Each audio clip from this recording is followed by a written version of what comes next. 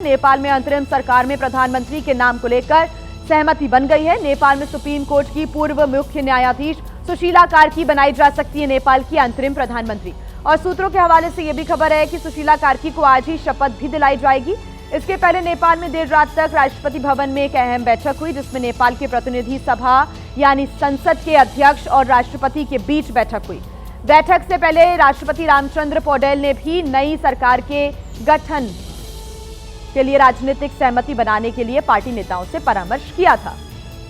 तो राष्ट्रपति भवन में यह बैठक हुई है। संसद के अध्यक्ष और साथ ही साथ राष्ट्रपति के बीच बैठक हुई, बातचीत का दौर चलता रहा। इस बैठक में सुशीला कार्की भी मौजूद रहीं और इस बीच कई बातों का जिक्र हुआ। देर रात तक हुई बैठक में यह सहमति बनी है कि सुशीला कार्की को ही नेपाल की कमान सौंपी जा सकती है।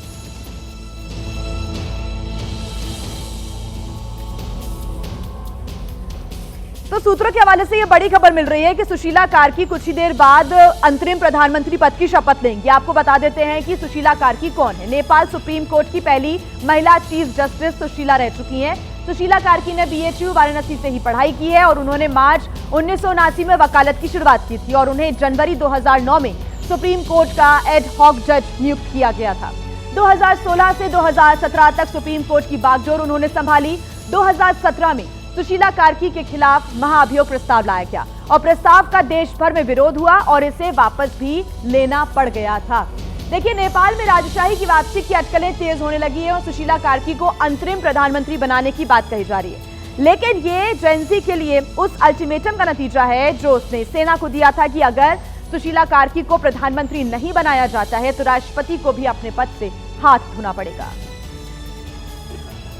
नेपाल के सेना प्रमुख 12 सितंबर को चीन का दौरा करने वाले थे, लेकिन अब उनका ये दौरा कैंसिल हो गया है, जिसके कैंसिल होने के पीछे सुदन गुरुङ की चेतावनी को बताया जा रहा है, जो उन्होंने नेपाल की सेना को दी है। नेपाली जनताको अगाडि मैले घोषणा गरेको छु, यो हामीले भिडियो अपलोड गरेको छु दाइ, म जोक गरेको हैन दाइ, म भगवान कसम सिरियस हो दाइ, म है मैले हजुरलाई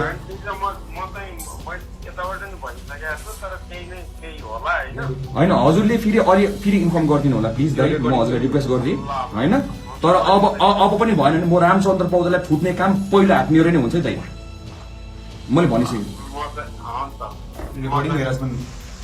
बताया जा रहा है कि सुदन गुरुङ ने यह चेतावनी सेना को दी है और यहां तक कहा कि अगर सुशीला कार्की को PM नहीं बनाया तो जेनजी का अगला टारगेट आर्मी हेडक्वार्टर होगा। सुदन गुरुङ की चेतावनी के बाद नेपाल में बैठकों का दौर जारी है। तो देखिए, आप सभी को मालूम है कि नेपाल में किस प्रकार से हिंसक प्रदर्शन हुए और इस हिंसा में जिन लोगों की मौत हुई उसमें गाजियाबाद की राजेश गोला भी शामिल है, जो अपने पति के साथ नेपाल के काठमांडू घूमने के लिए गई थी। 6 सितंबर को गाजियाबाद के रामवीर अपनी पत्नी के साथ नेपाल घूमने गए थे।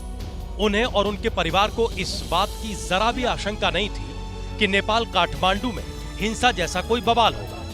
दोनों 6 महीने पहले से जाने की प्लानिंग कर रहे थे, लेकिन 8 सितंबर की रात जिस होटल में ठहरे उसमें प्रदर्शनकारियों ने आग लगा दी।